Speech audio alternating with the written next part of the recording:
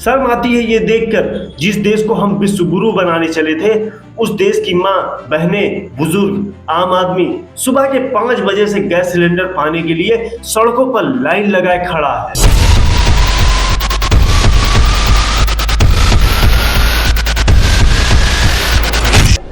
ये लाइनें जो आप देख रहे हैं, ये किसी मंदिर के पट रहे भंडारे की नहीं है। ये बेबसी की कतारें हैं जो ये कह रही हैं कि अब हमारा देश विश्व गुरु बने या ना बने, लेकिन लाइन गुरु अवश्य बन चुका है। इस बात में कोई संदेह नहीं। मतलब हमारे देश में स्कूल से लेकर कॉलेज तक, अस्पताल से लेकर रेलवे स्टेशन, बस स्टैंड तक, हर जगह लाइन की कतार है, हर जगह।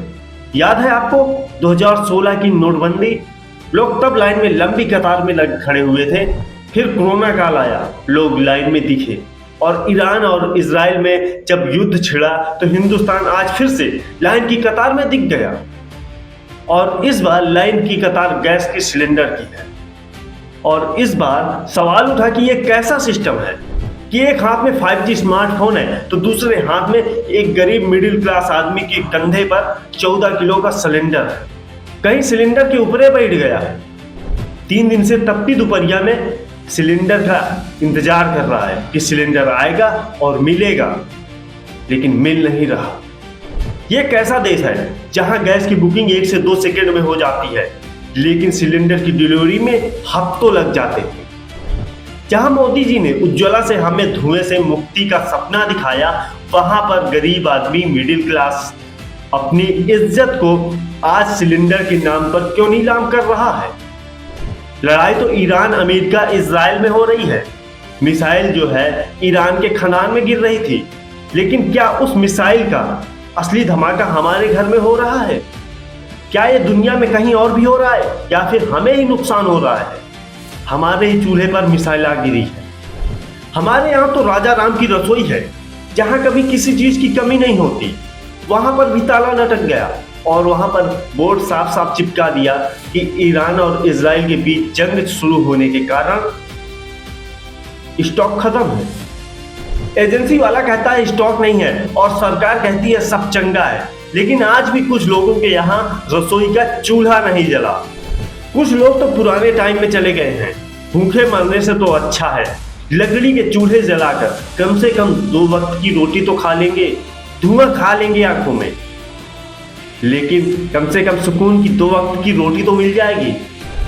और यहीं से सवाल उठा कि सरकार कह रही थी कि भारत अब वो भारत नहीं रहा, भारत नया भारत, डिजिटल भारत बन गया है। लेकिन क्या यही है नया भारत? क्या यही है डिजिटल भारत? जहां भी देखो गरीब या मिडिल क्लास लाइन की लंबी कतार में खड़ा है। क्या ये कतार हमारी किस्मत है, या दुनिया के साथ भी ऐसा हो रहा है? और अगर दुनिया के साथ ये हो रहा है तो क्या हमारा सिस्टम इतना कमजोर था कि 1 हफ्ते की जंग नहीं झेल पाया? या फिर हमारे देश के अंदर कुछ महान लोगों ने कालाबाजारी कर ली? और अगर कर ली तो मोदी जी और देश का प्रशासन क्या कर रहा था? वो जमाखोरों और दलालों के ऊपर डंडा क्यों नहीं चलाया? और आज जब देश लाइन की लंबी कतार में फिर से खड़ा मिला, तो हमें लगा कि इस मुसीबत को और जनता की आवाज को उठाते हैं और तैयारी और हकीकत की खाल आपके सामने उधेड़ते हैं। तो अगले 10 से 15 मिनट हमसे जुड़े रहिए, सहयोग दीजिए, प्यार से वीडियो को सुनिए और कुछ अहम जानकारी आपके सामने रखेंगे। आज उनका पर्दाफाश करेंगे। तो आगे बढ़ने से पहले अगर आप लोगों ने हमारे इस चैनल को सब्सक्राइब नहीं किया तो सब्सक्राइब कर लीजिए, जिससे कि हमारा और आपका रिश्ता और थोड़ा मजबूत हो सके। थोड़ी ताकत आप हमारी बढ़ाइए, थोड़ी हम आपकी बढ़ाएंगे, जोर लगाएंगे, शायद कुछ देश का भला हो जाए। पहला सवाल, ये कैसी डिजिटल इंडिया की तस्वीर है जहां एक तरफ हमारे हाथ में 5G मोबाइल है और दूसरी तरफ कंधे पर 14 किलो का सिलेंडर। आज आप लोग हिंदुस्तान का नज़ारा देखेंगे तो बस्ती से लेकर बड़े बड़े शहर तक सिलेंडर की लूट नहीं बल्कि जान बचाने की आपाधापी है। कोई सिलेंडर लेकर भाग रहा है तो कोई सिलेंडर के ऊपर बैठ गया है। कोई सिलेंडर के लिए 3 दिन से लाइन की कतार में खड़ा है। कहीं कहीं ऐसा हो रहा है कि सिलेंडर की गाड़ी देखते ही आम आदमी टूट पड़ा है, जैसे मानो आदमी को प्यासे वक्त पानी की प्यास लगी। और कुछ महिलाओं ने धरना प्रदर्शन करते हुए बीचों बीच सड़क पर ईंट का चूल्हा जलाकर खाना बनाया और प्रदर्शन किया कि हमारे देश में गैस की बहुत भारी किल्लत हो गई है, तो इसलिए हम चूल्हे से खाना बनाएंगे। कुल मिलाकर कहें तो आम आदमी का सब्र और मोदी जी का दिलाया हुआ भरोसा टूट रहा है, क्योंकि गरीब आदमी, मिडिल क्लास आदमी अपने बच्चों का भूखा चेहरा देख रहा है। जिस जगह हम रहते हैं वहां गैस गोदामों पर सवेरे 6 बजे से लंबी लाइन लगाकर खड़ा होना पड़ता है कि गैस मिल जाए, हमारे घर का चूल्हा जल जाए। और हमको ये सब देखकर 2016 वाला नोटबंदी का दौर याद आ रहा है। बस फर्क इतना है कि तब जेब में पुराने नोट भारी लग रहे थे और अब कंधे और साइकिल के पीछे कैरियर पर 14 किलो का सिलेंडर भारी लग रहा है। आम आदमी अपनी दिहाड़ी छोड़कर धूप में खड़ा रहकर अपनी इज्जत दांव पर लगा रहा है। जो चाय और समोसे की टपरी है, वो दुकान वाले भैया कह रहे हैं कि अगले 2 से 3 दिनों में समोसा नहीं खिला पाएंगे, क्योंकि सिलेंडर का दाम बढ़ चुका है और सिलेंडर की मारामारी इतनी चल रही है कि सिलेंडर नहीं मिल पा रहे, इसलिए दुकान बंद करना पड़ेगा। और सिलेंडर मिल भी गया तो समोसे और चाय के दाम बढ़ाने पड़ेंगे, काहे कि सिलेंडर बहुत ज़्यादा महंगा हो गया है। इसलिए अगली बार से आना तो थोड़े पैसे और लेके आना। अब इससे आम आदमी, सुबह काम पर जाने वाला आदमी और गरीब मिडिल क्लास परेशान हो चुका है कि कल राशन लाना है, अगले महीने बच्चे की फीस देनी है। लेकिन अब वो नहीं समझ पा रहा कि मोबाइल पर जो सिलेंडर का दाम सस्ता दिख रहा था, उसे पाने के लिए हफ्तों धक्का क्यों लगाना पड़ रहा है। क्यों, क्या ऐसा है कि ब्लैक मार्केटिंग का दौर अब शुरू हो चुका है? या फिर हमें ब्लैक मार्केटिंग से ही सिलेंडर मिलेगा? और यहीं से सवाल उठता है कि रियल में जो भारत चमक रहा है, हकीकत में गैस गोदाम के बाहर तपती दोपहरिया में क्यों खड़ा है? और क्या यही है दुनिया की हकीकत या सिर्फ हमारी हकीकत, हमारे देश की हकीकत? वैसे ऐसे हालात देश में हुए क्यों हैं, यह समझना भी बहुत अच्छी तरह से जरूरी है। क्योंकि जंग तो विदेश में हुई है, तो हमारे देश में हलचल क्यों मची है कि गैस खत्म हो गई और लोगों के घरों का चूल्हा बुझ गया। जनता तो मासूम है, पूछती है कि साहब ऐसा क्यों, ऐसा कैसे कि देश का चूल्हा ठंडा पड़ गया? क्या हमारे देश की ताकत इतनी ही खोखली है कि मीलों दूर ये छिड़ी जंग हमारे थाली की रोटी छीन ले?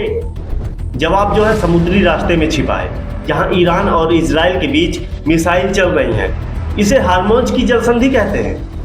और अब यहीं पर यह सवाल उठता है कि ईरान और इजराइल से हमारे देश के गैस का क्या लेना देना।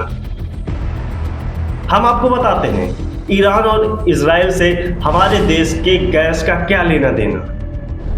हमारा देश जितनी गैस जलाता है उसका 60% हिस्सा उन्हीं 2 देशों के बीच के रास्ते से जहाज के जरिए हमारे देश में आता है। क्योंकि ईरान वाले मामले पर हमने तो खुलकर फैसला लिया नहीं। अब ईरान वाले जो है अपने हिसाब से मामला टाइट कर रहे हैं कि हम तय करेंगे कौन जहाज यहां से जाएगा, कौन नहीं जाएगा। हम तय करेंगे कौन जहाज यहां से जाएगा, कौन नहीं, क्योंकि वहां से कोई जहाज निकलता है तो अमेरिका या इजराइल उस जहाज के ऊपर मिसाइल छोड़ देता है और भारी नुकसान होता है। कई सारे वहां पर अभी भी जहाज खड़े हैं। वहां से गैस पेट्रोल ना तो आ रहा है ना तो सप्लाई हो रही है, क्योंकि हमारे देश में गैस और पेट्रोल की सख्त जरूरत है। इसकी वजह से गरीब और आम आदमी परेशान है। मिसाइल ईरान इजराइल में गिर रही हैं और उसकी लपट हमारे भारत तक आ रही है।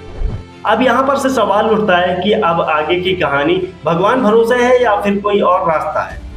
और सवाल यह भी है कि जो तस्वीर भारत से निकलकर आ रही है, क्या ऐसे हालात पूरी दुनिया के हैं या फिर सिर्फ हमारे भारत के? क्या दुनिया भर में ऐसे गैस को लेकर मारामारी चल रही है या फिर सिर्फ हिंदुस्तान में चल रही है? तो क्या हिंदुस्तान लाइन में खड़ा है? क्या ईरान और इजराइल से भीख मांग रहा है कि हमारे जहाज को जाने दो यहाँ से, हमारे देश में भारी किल्लत है? इसका जवाब है नहीं। लेकिन हाँ, इन 2 देशों के युद्ध का हमारे देश पर भारी असर पड़ा है। यूरोप से लेकर तमाम जो खाड़ी देश हैं जो तेल गैस पर निर्भर हैं, वो आज परेशान हैं। दक्षिण कोरिया, जापान में भी हड़कंप है, लेकिन वहाँ का सिस्टम इतना कमजोर नहीं है। वहाँ की सरकारों के पास 6-6 महीने का इमरजेंसी स्टॉक है। हमारे देश में ये दिक्कत है कि हमारे देश में ज़्यादा इमरजेंसी स्टॉक नहीं है और संकट के समय की तैयारी नहीं की। अब पाकिस्तान और श्रीलंका वालों की बात नहीं करेंगे क्योंकि वहाँ तो रोज मांगने खाने का काम चलता है, तो उनसे तुलना तो नहीं करेंगे ना। तुलना हम उनसे करेंगे जिनको हम बता रहे थे कि विश्व की तीसरी सबसे बड़ी अर्थव्यवस्था बन चुके हैं। अब सवाल ये है कि दावे के बीच में अगर एक हफ्ते की सप्लाई रुक गई है और सिलेंडर सप्लाई रुकने पर सिलेंडर की महाभारत हो गई है, तो क्या ये बात हमारे लिए चिंताजनक नहीं है? हमारे देश में सिलेंडर की भारी महाभारत होने के कारण प्रधानमंत्री नरेंद्र मोदी जी ने चिंताजनक जताई और लोगों को दिलासा देते हुए कहा कि हमारे देश में कुछ लोग हैं जो लोगों पर अपना एजेंडा चलाना चाहते हैं, लोगों को भ्रमित करना चाहते हैं, लेकिन वो लोग शायद ये नहीं जानते कि गरीब आदमी और आम जनता के सामने खुद को तो नीलाम कर ही रहे हैं और देश का भी भारी नुकसान कर रहे हैं और केवल अपनी राजनीति के चलते अपना भी नुकसान कर रहे हैं, देश का भी नुकसान कर रहे हैं। आज युद्ध से जो आर्थिक संकट आया है देश पर, उसके प्रभाव से दुनिया का कोई ऐसा देश नहीं बचा कि इसका असर बाकी सब देशों पर भी ना पड़ा हो। किसी पर थोड़ा पड़ा है तो किसी पर बहुत ज्यादा, लेकिन भारत इस संकट से निपटने की फुल कोशिश कर रहा है। हालांकि उसमें सारी गलती उस विश्व युद्ध की नहीं है, सारी गलती सरकार की तैयारी की भी नहीं है। यहाँ पर एक खेल खेला जा रहा है, काला बाजारी का खेल, जिसने मिडिल क्लास और गरीब की बलि हमेशा चढ़ाई है। जहाँ मुसीबत आती है वहाँ सिस्टम के दलाल पहले मंडराते हैं। गैस एजेंसियों के पीछे के नज़ारे देखिए। जो सिलेंडर 900 का है वही सिलेंडर 1000, 1100 या 1200 में ब्लैक में एजेंसी के पीछे से बिक रहे हैं। यह काला बाजारी अचानक नहीं, यह सिस्टम के उसी क्षेत्र से निकलती है जिसको लेकर कहा जाता है कि दलाल से अगर बचेगा तो ही गरीब जनता मिडिल क्लास तक पहुंचेगा, नहीं तो बीच में ही खा जाएंगे। क्योंकि दलाल कई सारे बैठे होते हैं, कोई थोड़ा सा इधर नोचा, थोड़ा सा इधर नोचा, तो गरीब जनता तक थोड़ा सा जाता है, तो गरीब जनता तो पूरी बैठी है, तो उसे कहाँ से मिलेगा? और ये लोग खा रहे हैं। नोटबंदी में भी खाए थे, कोरोना काल में भी खाए थे और यहाँ भी खा रहे हैं। और इससे ज़्यादा फर्क पड़ता है मिडिल क्लास आदमी को। देखो भाई, अमीर को फर्क नहीं पड़ता, वह ब्लैक में खरीद लेता है।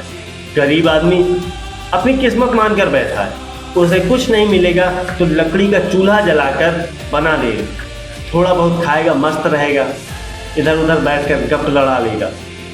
लेकिन फंसता है तो मध्यम वर्ग की मिडिल क्लास आदमी, क्योंकि मिडिल क्लास को अपनी इज्जत प्यारी है। ना तो कायदे से लाइन में लग पाता है, ना तो बिना गैस के मैगी बनाकर खा पाता है।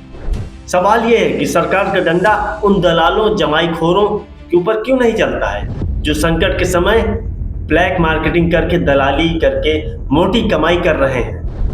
या सिलेंडर की कमी से ज़्यादा हमारी दूरदर्शिता हमारे देश की तैयारी और कमी को दिखाता है और हमारे देश की काला बाजारी में करप्शन को भी एक्सपोज करता है और इसमें मिडिल क्लास ही पिसता है। दुनिया देश विदेश में कुछ भी हो जाए, आम आदमी गरीब आदमी की लंबी कतार में आ जाता है।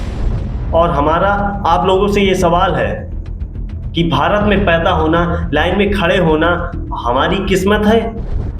कमेंट बॉक्स में ज़रूर बताइए। और सरकार से ये गुजारिश है कि काला बाजारी को रोकिए और जनता को आराम दिलाइए, क्योंकि लाइन में लंबी कतार में खड़े रहकर परेशान हो चुके हैं। उम्मीद करते हैं सरकार इसको समझेगी और मिडिल क्लास और गरीब आदमी को लाइन की लंबी कतारों से बाहर निकालेगी। धन्यवाद।